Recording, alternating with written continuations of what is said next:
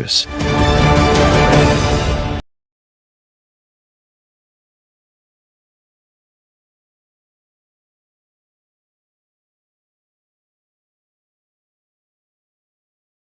our team at AYTB in partnership with Competitive Manpower. AYTB is seeking qualified candidates for the following positions: Technical Advisor, QA or QC Personnel, Shop Coordinator, Report Organizer, Rotating Equipment Repair Technician, Valve Overhaul Technician, Machining Technician. Contact us today on 0721 506627 or 0733 392180. You can also visit us at Waterseas Plaza, Kikorok Road. Alternatively, you can send an email to info@competitivemanpower.com. Apply now. Limited slots available.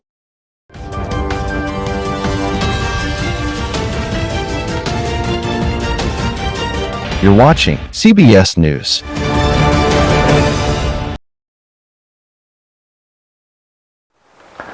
Good morning and welcome to the Daily Review Show, where we bring you the top headlines shaping our world today. I'm your host, Dennis. And I'm Ryan Mora. It's a brand new day and we are here to break down what the papers are saying, from politics to business, lifestyle to sports.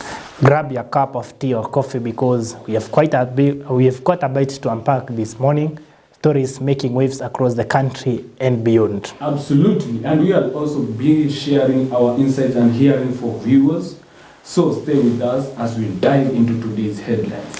Welcome and thank you very much, Ryan. Yeah. I hope you've had a great day this morning. Yeah, kabaridi tu kidogo, lakini tunang'ang'ana kidogo. Naam, mzuri sana. We are heading to the newspapers today, and we have the Daily Nation with us, the Standard, and with me here I also have the Taifa Leo. And me on my side I have Standard and Business Daily. And I think we shall be starting with the Standard. Okay. Innocent blood is the headline. I think there are so many blood that have been sheltered in this country and shed by police. Actually, it's by police. Okay. So, a 6-month-old child will grow up fatherless. The man who prayed to raise him gunned down before he could return home in Kiambu. 12-year-old Bridget Njoki was shot dead while watching TV in her living room. As this girl was shot dead watching TV in her living room. So I think the police were up, because I think the story behind the scene, the bullet came from up the rooftop. And going further, in Kitengela, a mother spent the night guarding the body of her deceased son. When the gunfire stopped, at least 11 lay dead in blood-soaked echo of Sabasaba. Kenya streets have become execution grounds as Gen Zs marched unarmed for justice. Bullets answered their cries, most fired from behind, striking down those running for safety but never reaching it. I think most of the people who have died are in this protest of demonstration, they are innocent. Because you can find like the child who was shot, she was on her living room and she got dead. She was caught dead just because of the bullet which came from the rooftop. And as you can see, there are so many people who were killed. If you can see the Standard on the first page, Bridget Njoki, 12 shot and killed in Kiambu. She was killed in Kiambu. There is Peter Mugo, who is 21 years, shot dead in Kirinyaga. Anthony Naivasha. Paul Mburu, 26, shot and killed in Ngong. Jeremiah Oscar, 24, shot dead in Ngong, Pia. Joseph Kinodia, 24, shot dead in Ngong. Those are 3 from one place. Okay. Peter Njenga, 23, shot in Naivasha, 2 in Naivasha. Edwin Dambiri, 25, there is no location. Paul Makori, 35, shot and killed in Nairobi. That one in Nairobi. Elvis Musavi, 25, shot dead in Nairobi. As you can see, this is something that is hitting our country. because there is no way people have been going to demonstration peaceful. They are not armed. They want something to be done for the Kenya or for this country, and you find the police are using live bullets. This is not fair because the police are the one who are supposed to be protecting the people, but on the other side they are the one who are killing. And furthermore, they are killing people who are protesting on their behalf, because even the police are struggling. And as you can see, the KDF are now paying for lunch, and the KDF are supposed to be given free food because they are protecting our country. How do you see this government going on? It's very disheartening and a very sad morning for the Kenyans, because as you see the Standard newspaper, it talks about innocent blood. Innocent blood means that lives were lost which were not supposed to be lost. And the Standard newspaper has documented at least 9 young children below the age of 25 years who were shot dead. And one of those kids who we see in the Standard newspaper, if you see your copy of the Standard newspaper, you'll see a young man who was watching cartoon in his home with her parents. Actually, And she was 12 years old. 12 years old. What's her name and where was her? Bridget. Killed at in Kiambu. Bridget Njoki, a 12-year-old a school pupil who was shot dead while watching television at her home.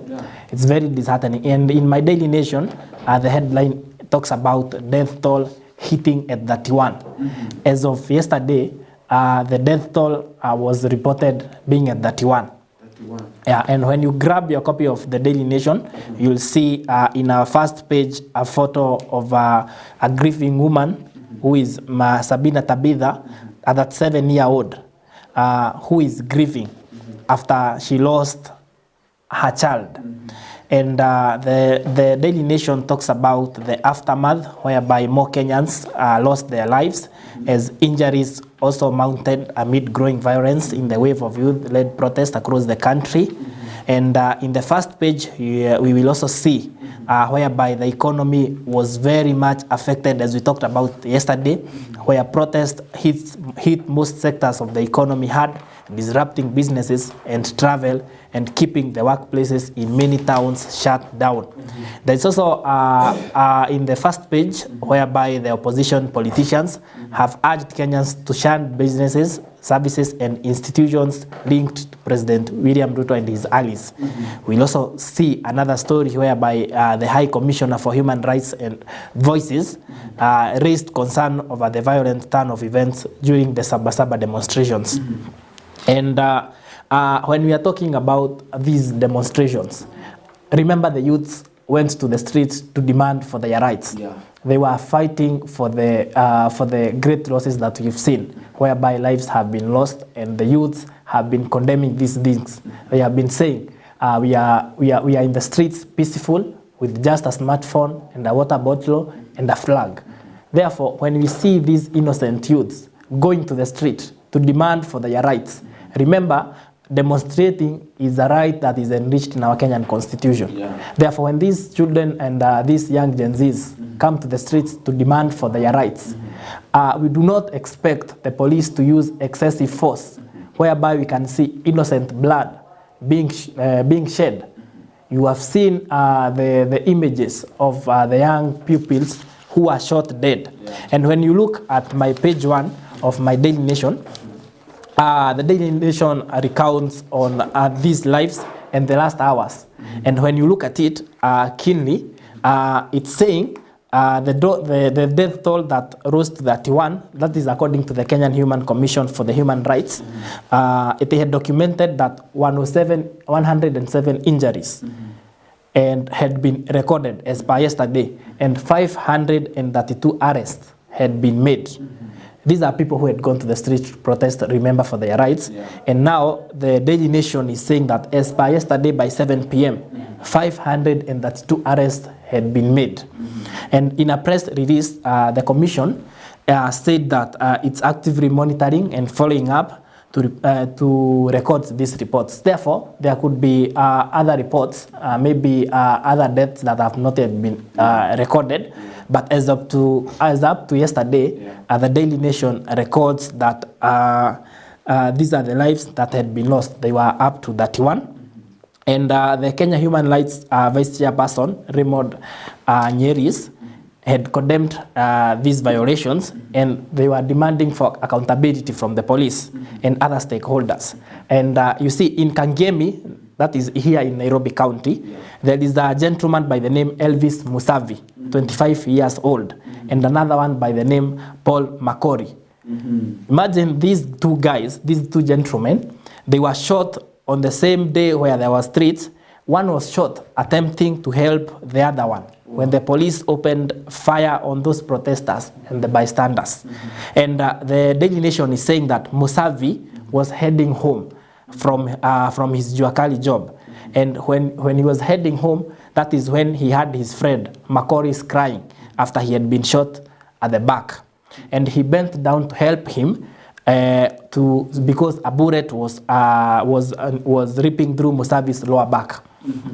And when he went to help him, it is through him going to help him that he was also shot. And 2 lives were lost as he bent to help his friend who had been shot. Then the police fired gunshot upon him, and he also died. And according to reports and people who are there, the Daily Nation managed to talk to the family of the bereaved. And they were saying, this woman, the widow who has been left widow now, she was saying that her husband has left her with 3 children. Imagine a 25 years old young man losing his life, and now the wife has to bear the duty of raising 3 children after losing a husband in a protest that was not supposed to, innocent lives were not supposed to be lost. And when you continue there, you see that it's not only this gentleman by the name Makori who was shot dead. In Kiambu, another story is being recorded here of another lady by the name Rachel Njoroge, who is mourning her brother Ian Mbugwa. That was a 25-year-old student at Mount Kenya University.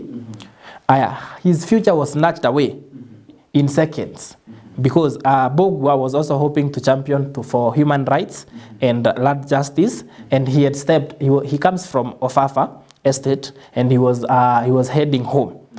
He took out his phone to film the chaos, and by him taking out his phone to film those chaos that were happening, he had to pay his life with a bullet on his forehead. Very unfortunate.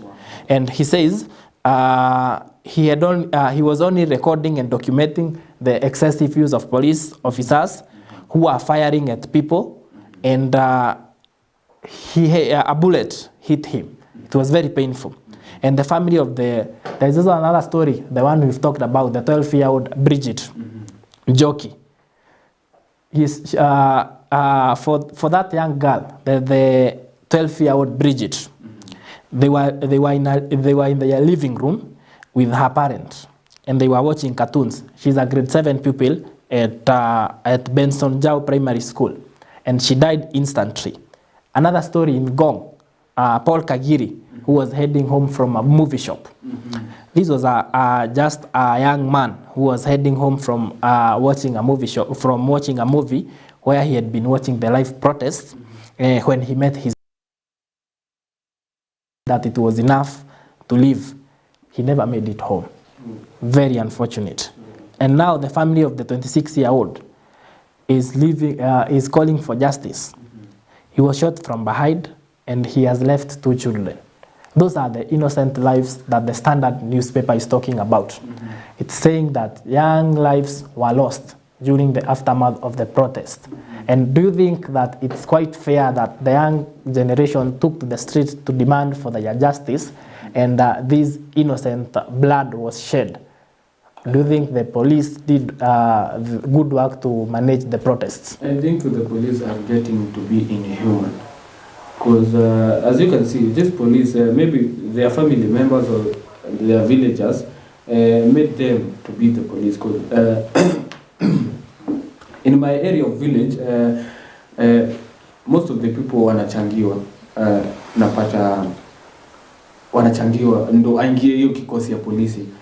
Now, how can you be inhuman? These people wenye walikusaidia uingie in that kikundi cha polisi, you are the one unawaua. I think the police are getting to be inhuman. Because as you can see in the Standard newspaper, Anne Nyawira, mother of Brian Kimutai, 21 years old, addresses journalists at Kitengela Sub-County Hospital mortuary yesterday, and that story is on at page 5 of the Standard. Mother spends night with son's dead body. Kimutai mother could not allow police to take body for fear it will be tampered with.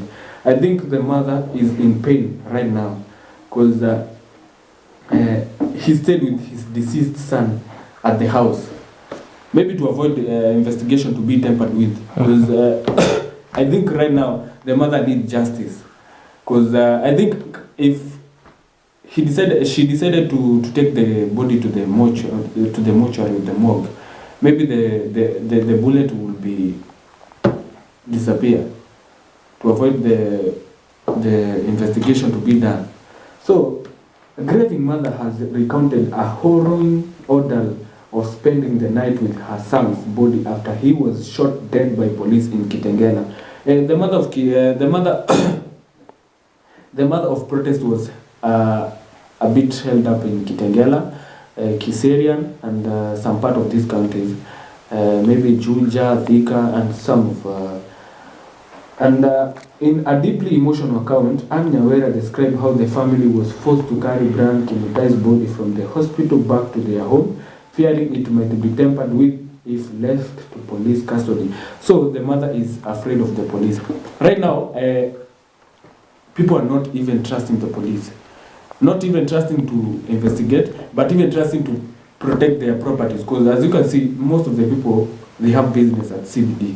Not even CBD, all over the country, people have businesses. But right now, they are not even trusting the police to protect their properties. It's very surprising because the work of the police force is to ensure security and safety of Kenyans. Yeah. That's the vow they took when they took the power. Yeah. And they vowed to ensure that they will take care of people's lives and properties.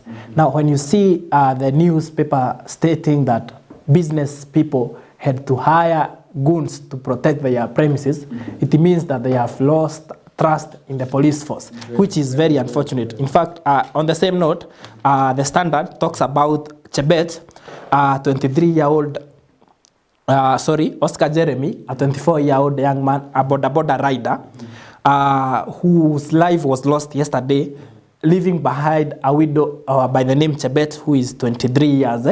And the newspaper is talking about how this young Oscar Jeremy, the 24 years boda rider, was killed through the protest.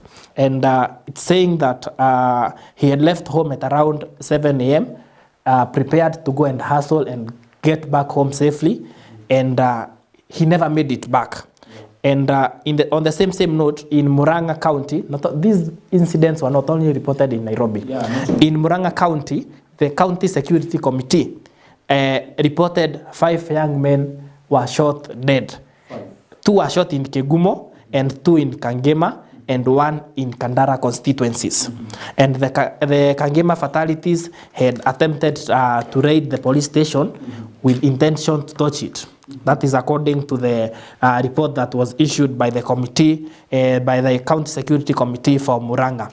And County Health Chief Officer Eliud Maina had said that 19 police officers were also treated for minor injuries.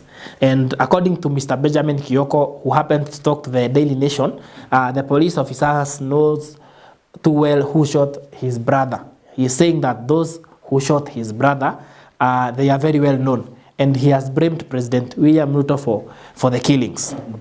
Because he says, and he listened to the grievances, the people would not be picketing. And Mr. Maina said that it was disheartening to witness the protest leading to the killings. And the page 2 of the Daily Nation continues to talk about the same innocent blood that was shed, whereby there is a grieving mother of 14 of a young child in Kitengela, whereby by the name Anne Nyawira. And she's stating how during the Sabasaba commemoration protest in Kitengela, how her son, a 21-year-old son, who was shot on the who was shot during those protests, and she was on phone while her child was shot at around 11 a.m.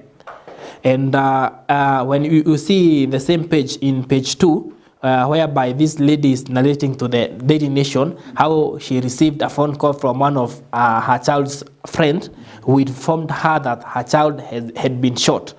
And she was told that her son had been taken to Kitengela sub-county, but on reaching there, she found that she was no more.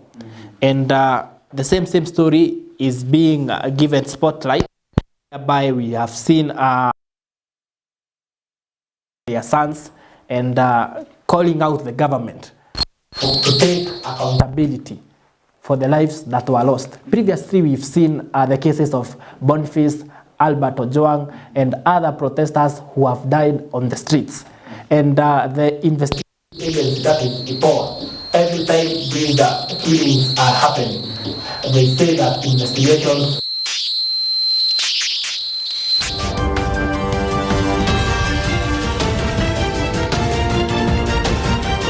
You're watching CBS News.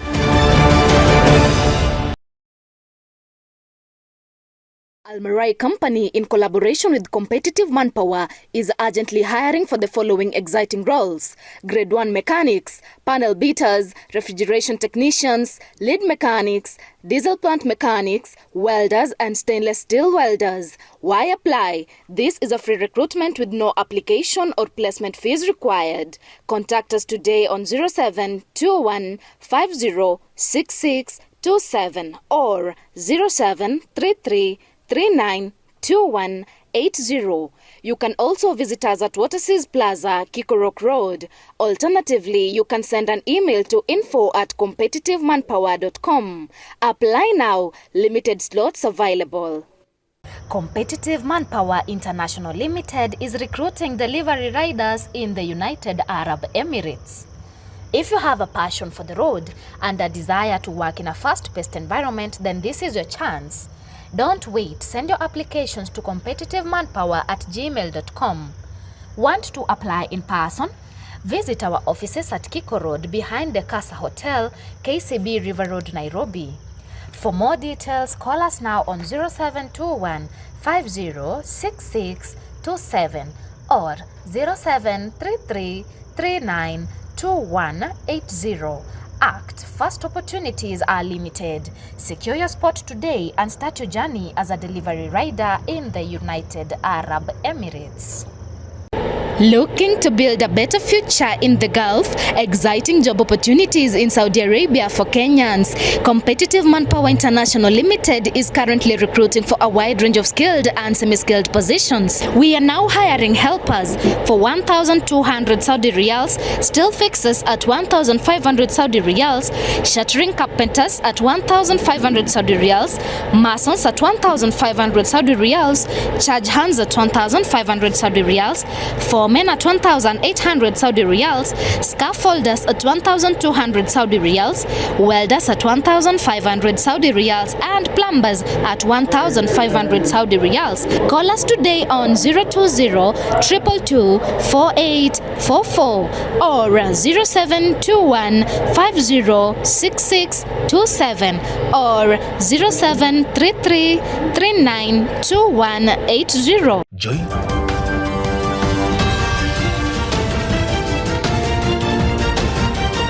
You're watching CBS News. Welcome back, our viewers at CBS News. Remember, you can engage us in our social media platforms and at my personal page at Dennis Munyi. And I can see Milka Gitagama, who is tuned in, and she's saying that it's amazing.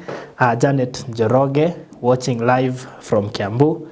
Welcome back, and we continue with our newspaper review. And in our page 4, we are seeing whereby opposition leaders are calling upon Kenyans to shun firms linked to state opposition. And the news yesterday called for a boycott of business services and institutions associated with President William Ruto and his administration, accusing the Kenya Kwanza regime of state-sponsored violence, ethnic persecution, and extrajudicial killings. The opposition leaders have said that they will be documenting whatever the government is using and use it as evidence to pursue private prosecution.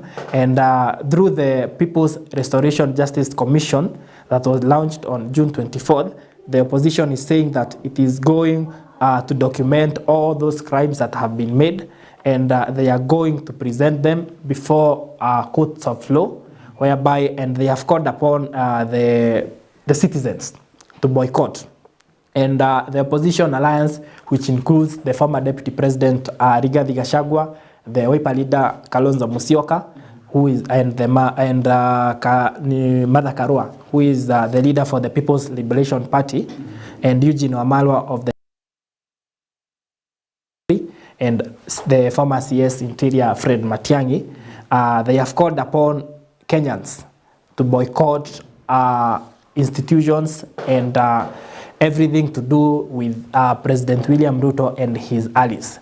This is not the first time we are seeing opposition leaders calling upon Kenyans to boycott services of the president and allies linked to the government. Yeah, of course. Remember when we had the retired Prime Minister Raila Odinga, when he was active in opposition, he used to call upon citizens to boycott government, everything to do with them. And do you think this is a solution? It's a solution for the Kenyans if they are going to boycott services linked to these people who are in this regime. What do you think by the call by the opposition leaders to of Kenyans to boycott the services by President William Ruto and his allies? What do you think? Is it a good move, and will it be of help to the Kenyan? Maybe not, maybe yes. Okay. Because I can say Deputy President is doing something bad or something good. Okay. Yeah, because former Deputy President Rigathi Gachagua is actually doing something good to unite people. Many people are saying that he's tribalism, but I think Rigathi Gachagua is trying to unite the people. Maybe not Mount Kenya people only, because we saw last week or last month he was on a tour at Nyanza region, and I think he's doing something great. Actually, the Daily Nation talks about how the opposition presented a list of incidents from July 6th to 7th, whereby there are reports including the attack on the Kenyan Human Rights Commission during a press conference, where a gang linked to the state roughed up participants, particularly women, without the intervention of police. Remember, on before the maandamano, there was the human rights activists who had gathered to issue a press goons attacking them before they issued the press conference. And the opposition leaders have also talked about the vandalism and looting of supermarkets and small businesses, as well as reports of bodies being collected by police trucks across the country. I'm sure you social media, whereby you could see police collecting bodies, lifeless bodies of young people who had been shot. Yeah. You saw that were raided. Yeah. These are local supermarkets that offer job opportunities to the locals there. Remember, the young generation is fighting for the unemployment. They have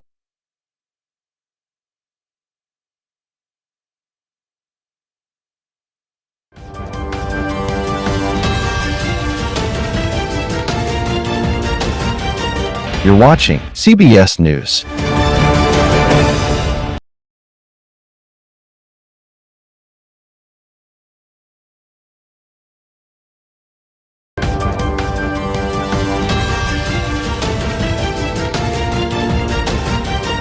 You're watching CBS News.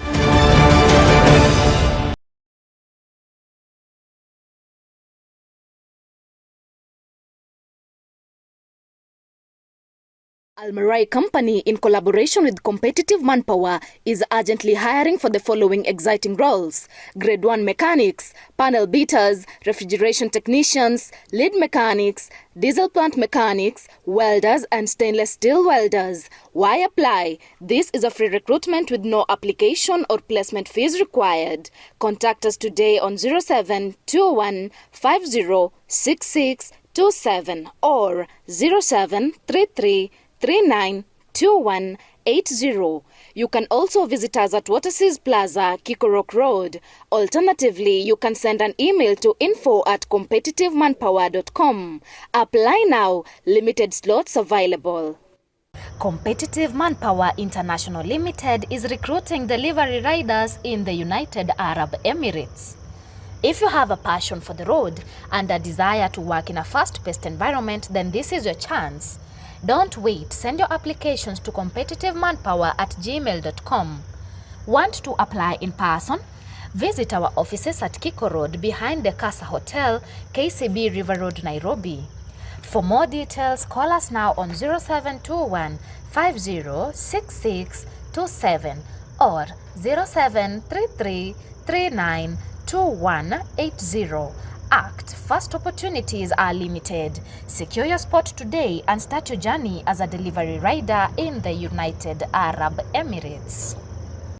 Looking to build a better future in the Gulf? Exciting job opportunities in Saudi Arabia for Kenyans. Competitive Manpower International Limited is currently recruiting for a wide range of skilled and semi-skilled positions. We are now hiring helpers for 1,200 Saudi riyals, steel fixers at 1,500 Saudi riyals, shuttering carpenters at 1,500 Saudi riyals, masons at 1,500 Saudi riyals, charge hands at 1,500 Saudi riyals, foremen at 1,800 Saudi riyals, scaffolders at 1,200 Saudi riyals, welders at 1,500 Saudi riyals, and plumbers at 1,500 Saudi riyals. Call us today on 020-222-4844 or 0721 506627 or 0733 392180. Join our team at AYTB in partnership with Competitive Manpower. AYTB is seeking qualified candidates for the following positions: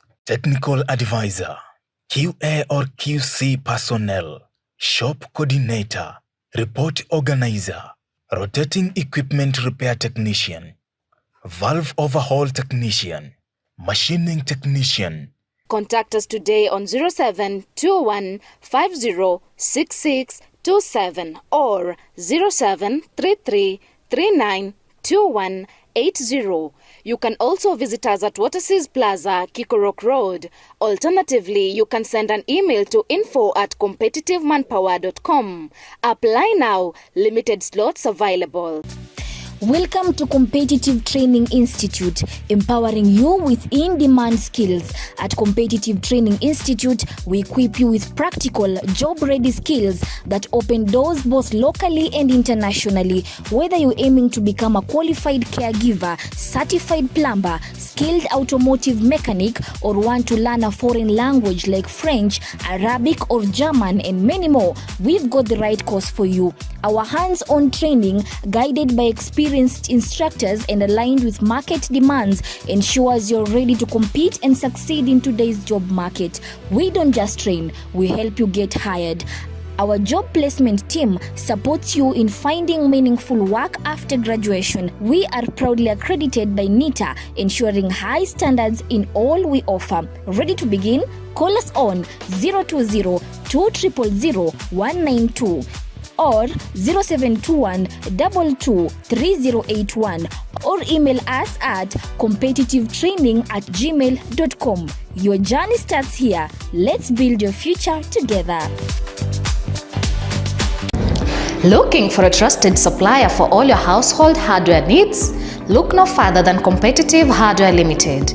We provide top quality building materials including cement, all types of iron sheets, paints, PPR and PVC pipes, electric pipes, building grills, BRC and square till in various sizes. Need interior and finishing materials? We've got you covered with gypsum, gypsum rails, marine boards, ceiling boards and tanks of all sizes. For fencing, we stock barbed wire, chain link and wire mesh. And the best part, we offer free countrywide delivery with our fleet of transit trucks and pickups. Your order arrives on time, every time. Visit us in Kitengela along Namanga Highway, opposite 411 stage, or at our branches in Kitisuru and Busia. For enquiries, call us on 020-26-88-888 or 0733-666632 or 0721-923248. Competitive Hardware Limited, your reliable hardware supplier. Looking for a trusted supplier for all your household hardware needs? Look no further than Competitive Hardware Limited. We provide top quality building materials including cement, all types of iron sheets, paints, PPR and PVC pipes, electric pipes, building grills, BRC and square till in various sizes. Need interior and finishing materials? We've got you covered with gypsum, gypsum rails, marine boards, ceiling boards and tanks of all sizes. For fencing, we stock barbed wire, chain link and wire mesh. And the best part, we offer free countrywide delivery with our fleet of transit trucks and pickups. Your order arrives on time, every time. Visit us in Kitengela along Namanga Highway, opposite 411 stage, or at our branches in Kitisuru and Busia. For enquiries, call us on 020-26-88-888 or 0733-666632 or 0721-923248. Competitive Hardware Limited, your reliable hardware supplier. Almarai Company, in collaboration with Competitive Manpower, is urgently hiring for the following exciting roles: Grade 1 mechanics, panel beaters, refrigeration technicians, lead mechanics, diesel plant mechanics, welders and stainless steel welders. Why apply? This is a free recruitment with no application or placement fees required. Contact us today on 0721 506627 or 0733 392180. You can also visit us at Waterseas Plaza, Kikorok Road. Alternatively, you can send an email to info@competitivemanpower.com. Apply now. Limited slots available. Competitive Manpower International Limited is recruiting delivery riders in the United Arab Emirates. If you have a passion for the road and a desire to work in a fast-paced environment, then this is your chance. Don't wait. Send your applications to competitivemanpower@gmail.com. Want to apply in person? Visit our offices at Kiko Road behind the Casa Hotel, KCB River Road, Nairobi. For more details, call us now on 0721 506627 or 0733 392180. Act Fast opportunities are limited. Secure your spot today and start your journey as a delivery rider in the United Arab Emirates. Looking to build a better future in the Gulf? Exciting job opportunities in Saudi Arabia for Kenyans. Competitive Manpower International Limited is currently recruiting for a wide range of skilled and semi-skilled positions. We are now hiring helpers for 1,200 Saudi riyals, steel fixers at 1,500 Saudi riyals, shuttering carpenters at 1,500 Saudi riyals, masons at 1,500 Saudi riyals, charge hands at 1,500 Saudi riyals, foremen at 1,800 Saudi riyals, scaffolders at 1,200 Saudi riyals, welders at 1,500 Saudi riyals, and plumbers at 1,500 Saudi riyals. Call us today on 020-222-4844 or 0721-506627 or 0733-392180. Join our team at AYTB in partnership with Competitive Manpower. AYTB is seeking qualified candidates for the following positions: Technical Advisor, QA or QC Personnel, Shop Coordinator, Report Organizer, Rotating Equipment Repair Technician, Valve Overhaul Technician, Machining Technician. Contact us today on 0721 506627 or 0733 392180. You can also visit us at Waterseas Plaza, Kikorok Road. Alternatively, you can send an email to info@competitivemanpower.com. Apply.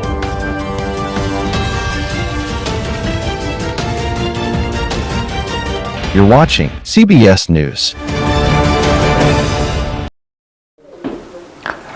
Welcome back, our dear viewers. Thank you for keeping tuned here at CBS News. Remember, this broadcast is coming to you live at CBS News Kenya, and you can check our social media platforms and engage with us, and we will surely read your comments. And we continue with our newspaper review, whereby the issue of protest and the Gen Z Mandamano that was witnessed, whereby we see in page 5 of the Daily Nation talking about the United Nations expressing concerns over the rising numbers of deaths, injuries, and arrests that were witnessed during the anti-government demonstrations.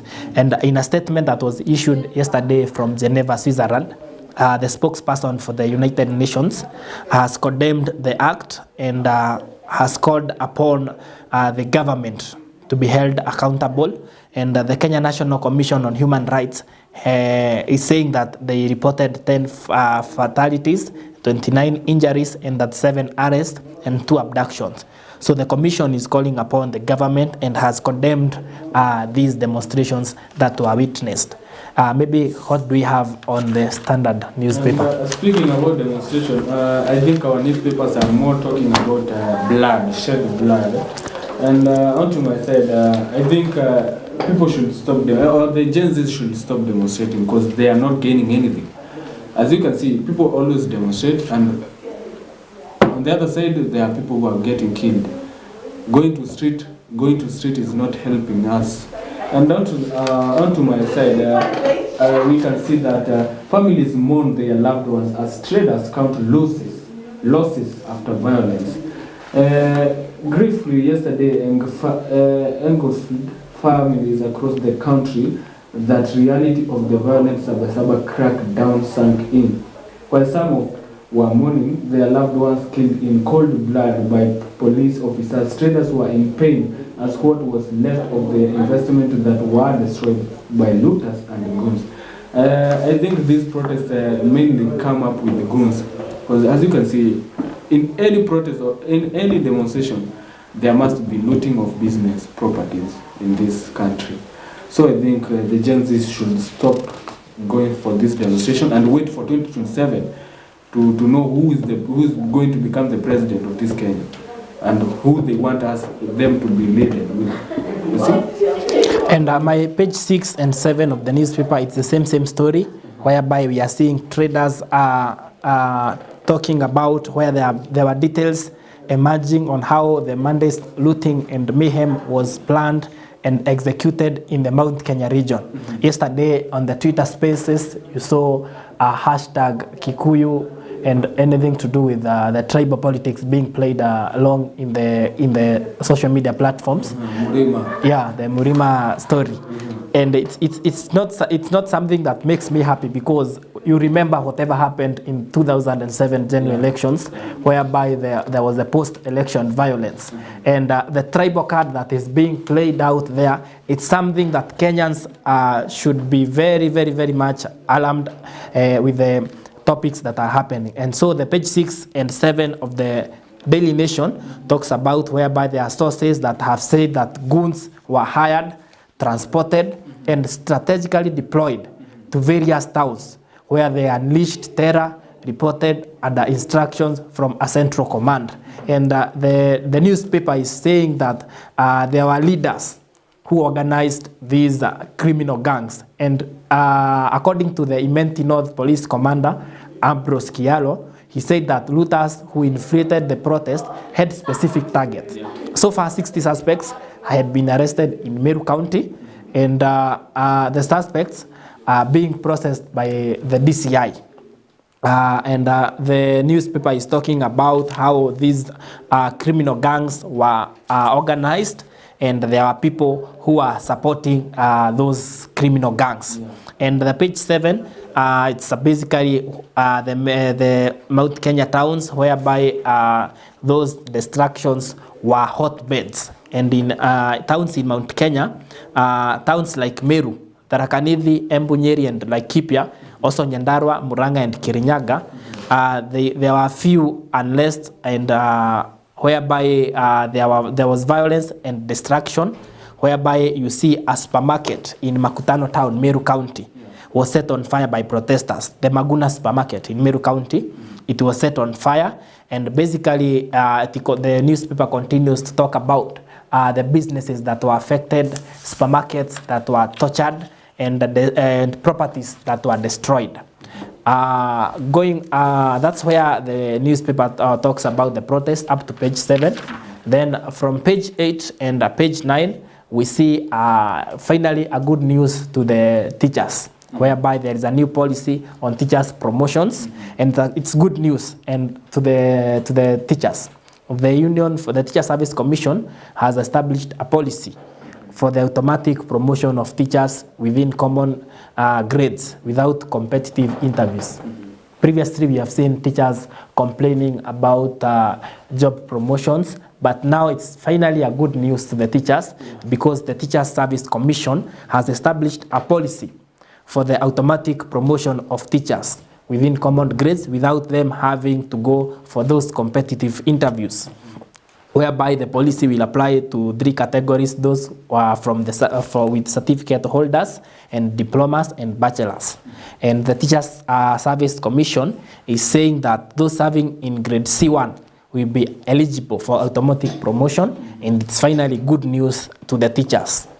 And I don't know what you have in your end before we go to page 10 and page 11. On page 13, we're going to see the opinion of Dalton Mwanje, educator, and Stanley Masai Muindi, CEO Creative Development Kenya. And before we go to that, you are a Gen Z. Do you suggest the protest to go on or to stop? Where I stand, if you ask my opinion, now we need a dialogue, whereby we need to raise issues and have a dialogue, a common dialogue, whereby leaders will listen to whatever issues are being addressed and they act upon them. But do you think that the dialogue will work? Because if these protests, people have been going to protest every now and then, and there's no change, do you think the dialogue will help? The Gen Zs are very clear whatever they want, and they are saying the issues of unemployment, the issues to do with corruption, and the issues to do with bad governance. So if those issues are addressed, they are real issues that can be addressed, whereby the government can talk about, put measures that deal with unemployment, the high taxes that Kenyans are witnessing. They want the cost of living to be affordable. So those are issues that can be addressed if the government is willing to have a talk with the Gen Zs. Let's go to Standard on opinion, page 13. We see that many people have lost their lives. As I support the call of end of the countrywide Gen Z protest, owing to wanton destruction of property and business witnessed, it's urgent and necessary that the protagonists put a halt of the protest. I think educator Dalton Mwanje is saying that the protest should stop. But on the other side, the Stanley Masai Muindi, the CEO Creative Development Kenya, is saying that the protest should not stop. I don't know why he's saying that, but if you want to hear more about the story, you can go at page 13 of the Standard. And as you go on with the Standard Nation, we do not need referendum to change what is wrong, Raila. I think Raila said these words at page 14. You can read more there. And let's go. And we'll dive into enterprise, starting a business, making money, getting connected, street vendors, kiosk, top in fakes. This is the top headline at Enterprise Standard, the Standard. I think I will not read more about the Standard and to Enterprise. What do you have on In my end, in other news away from protest, we see whereby there is a new sugar millers, which is seeking to fresh sweetness by diversifying to cane byproducts. This is a new sugar company whereby they have new products and they are getting they are utilizing whatever they have. It's in page 19, page 10, and page 11 of the Daily Nation.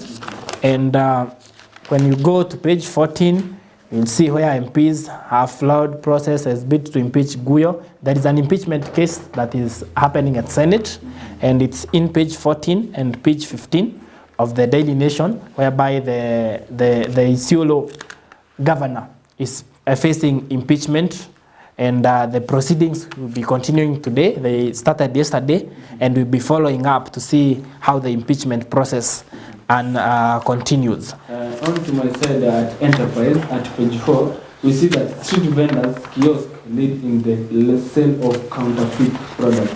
The low prices associated with fake are the main motivators, with cosmetics and personal care hygiene sector product accounting for 8.32% of the items. Let's see the most counterfeit items, including pesticide, insecticide, deodorant, toothpaste, soap, body wash, artificial hair, nail polish, tissue papers, artificial hair, skincare items, shampoos and stain sanitizers, alcoholic drinks, fertilizers, and tobacco. These are the most counterfeit items. I think counterfeits may lead to fake things to be sold to people. Yeah, and we'll be diving in into maybe on my side. I think I'm winding now, but onto business at the Standard, we can see business world. Trump hosts Netanyahu in push to end Gaza war. That's on page 20. But before we go to page 20, deadly protests shake investors, threatening recovery. Oxford demonstration forced Nairobi's CBD and key trade routes to shut down after affecting most business on Monday. Analysts call for credible fiscal and governance reforms to improve the business environment. This is what happened on Monday, as business people were forced to close their business, not to do any business at CBD, but not only at CBD, but all over the country during this protest of Gen Z protest. Yeah. I think we will go to Taifa Leo, our last newspaper today. Na kwenye gazeti la Taifa Leo, jambo ambalo limepewa kipaumbele ni ukatili wa Sabasaba. Tunaona hilo gazeti linaangazia kuhusu yale ambayo yalifanyika kwenye maandamano ya Sabasaba, na utaona picha ya mwandamanaji mmoja akiweza kukamatwa na askari, na hapa anapigwa rungu. Na hilo ni picha ambalo utalipata kwenye gazeti la Taifa Leo kurasa wa kwanza. Na pia gazeti la Taifa Leo linazungumzia kuhusu jinsi ambavyo polisi waliweza kutumia nguvu kupita kiasi wakikabiliana na waandamanaji ambao walikuwa wametokea siku ya Sabasaba. Na pia gazeti la Taifa Leo linazungumza kuhusu Umoja wa Mataifa ambao waliweza kutoa taarifa wakiweza kumulika Kenya kuhusu mauaji yaliyofanyika. Na tunaona pia kwenye ukurasa wa 3 kiongozi wa ODM Raila Odinga akikosolewa kwa kutaka mageuzi mapya kwa polisi. Tuliona siku ya Sabasaba aliweza kutoa taarifa akisema kwamba kuna haja ya kuwa na mageuzi kwenye idara ya askari. Na tunaona aliweza kukosolewa na wale ambao viongozi wa upinzani wakiweza kumkosoa na wakisema kwamba mapendekezo yake hayafai kwa wakati huu. Hayo yote utayapata kwenye gazeti la Taifa Leo kwenye ukurasa wa 2 na wa 3. Na ukurasa wa 4 tunaona mkewe rais akikiri kuwa ahadi za viongozi hukinzana na hali ilivyo nyanjani. Huyo ni mke wa rais akisema kwamba zile ahadi ambazo waliweza kuahidi wa Kenya wakati mwingine wanapokuja kuweza kuona kama wataweza kuyafanya inakuwa ni ngumu sana, na anaeleza hayo kwenye ukurasa wa 4 na wa 5. Ukurasa wa 6 na 7 pia ni kuhusu hayo tu maandamano ya Sabasaba, ambapo yalikuwa yanaadhimisha siku ya Sabasaba, na Wakenya wakitoa maoni tofauti kuhusiana na mambo ya maandamano. Kando na hayo kuhusu maandamano, kwenye ukurasa wa 8 na 9 tunaona rais Kiir atimua ghafla mkuu wake wa majeshi. Huyu ni rais wa Sudan Kusini, na Sudan imekuwa ikishuhudia ghasia na mapigano kwa muda mrefu tangia mwaka 2018, ambapo makundi hasimu yalipofikiana kudumisha amani. Na tunaona kwenye ukurasa wa 8 ambapo rais wa Sudan Salva Kiir Jumatatu jioni alimtumua mkuu wa majeshi. Ningependa mtazamaji uweze kutafuta gazeti la Taifa Leo uweze kuangalia hilo jambo kwenye ukurasa wa 8 na 9, ambapo huyo rais wa Sudan Kusini aliweza kutoa tangazo kwenye redio ya serikali. Hakuna sababu zozote ambazo alitoa kutokana na kumtimua kwa mkuu huyo wa majeshi, na amekuwa akihudumu kwenye wadhifa huo tangu Disemba, na rais huyo alikuwa amemteua aweze kuwa mkuu mpya wa majeshi, na amekuwa akisimamia jeshi katika taifa hilo la Sudan Kusini, na aliweza kutimuliwa hapo jana. Na tunaona pia kwenye ukurasa wa 9 kuna hadithi kidogo kuhusu pasta ambaye alikataa kubariki nyumba ya demu ambayo ilijengwa na sponsor. Ni habari mzuri sana, unaweza tafuta hilo gazeti la Taifa Leo uweze kuona huyo mchungaji ambaye alikosa kuombea nyumba ambayo ilifadhiliwa na kipusa, alipogundua sponsor ndiye aliweza kujenga hilo nyumba. Kwa hivyo huyo mchungaji akakosa kubariki hiyo nyumba. Taarifa mzuri utaisoma kwenye gazeti la Taifa Leo. Na hakuna mengi katika gazeti la Taifa Leo ambayo amekuwa akizungumziwa hapo, na wamekuwa tu wameangazia masuala ya maandamano yalivyokuwa. Na mwisho kabisa kwenye spoti tunaona PSG na Real Madrid ambapo watakuwa wanakabiliana, na mshindi wa mechi hii atakutana na mshindi wa nusu finali. Na hayo ndio yamekuwa kwenye gazeti la Taifa Leo siku hii ya leo, mengi yakizungumziwa kuhusu maandamano na jinsi ambavyo polisi waliweza kutumia nguvu kupita kiasi. Na mtazamaji, unaweza jinyakulia gazeti lako la Taifa Leo na ama The Daily Nation uweze kuona baadhi ya mambo ambayo tumeweza kuzungumzia siku ya leo. Kabla tutamatisha, sijui kama uko na jambo ungependa kuongea kuhusu hayo ambayo tumeweza kuzungumza. Now, as we wind up on sports at the Standards, we see that Simba's roar past Uganda to keep World Cup dreams alive. Yesterday we talked about the rugby team which was going to fight with Uganda, to play with Uganda, that is. And we can see Rugby Africa Cup yesterday quarterfinals results. Zimbabwe 43, Morocco 8, Algeria 41, Ivory Coast 6, Namibia 55, Senegal 17, Kenya 32, and Uganda 24. I can see Uganda, Kenya, we are trying because we are top 32 and Uganda 24. Semi-finals fixtures, Kenya versus Zimbabwe and Namibia versus Algeria. That's all from the Standards, from sports. I think I have many more things to add up, maybe at your side, or we can still stay tuned for more information from CBS News. I'll just read a few comments from people who have been watching our newspaper review. No. And I can see a lady by the name Christine Wanjiku, who is saying that she's tuned in, and she's saying that the police need not to use excessive force, tuned in Mombasa. Thank you very much for tuning in. And there are many comments coming through. And we would like to thank you, our dear viewers, for staying tuned at CBS News newspaper review, and for going with us, for starting with us from the moment we started to the end. Stay tuned, and I have been your host, Dennis Munyi. And I've been Ryan Mora. See you next time.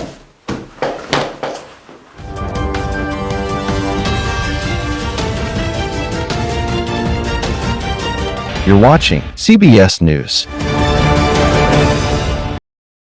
Competitive Manpower International Limited is recruiting delivery riders in the United Arab Emirates. If you have a passion for the road and a desire to work in a fast-paced environment, then this is your chance. Don't wait. Send your applications to competitivemanpower@gmail.com. Want to apply in person? Visit our offices at Kiko Road behind the Casa Hotel, KCB River Road, Nairobi. For more details, call us now on 0721 506627 or 0733 392180. Act Fast opportunities are limited. Secure your spot today and start your journey as a delivery rider in the United Arab Emirates. Join our team at AYTB in partnership with Competitive Manpower. AYTB is seeking qualified candidates for the following positions: Technical Advisor, QA or QC Personnel, Shop Coordinator, Report Organizer, Rotating Equipment Repair Technician, Valve Overhaul Technician, Machining Technician. Contact us today on 0721 506627 or 0733 392180. You can also visit us at Waterseas Plaza, Kikorok Road. Alternatively, you can send an email to info@competitivemanpower.com.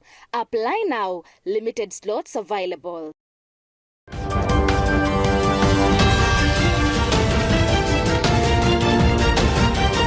You're watching CBS News.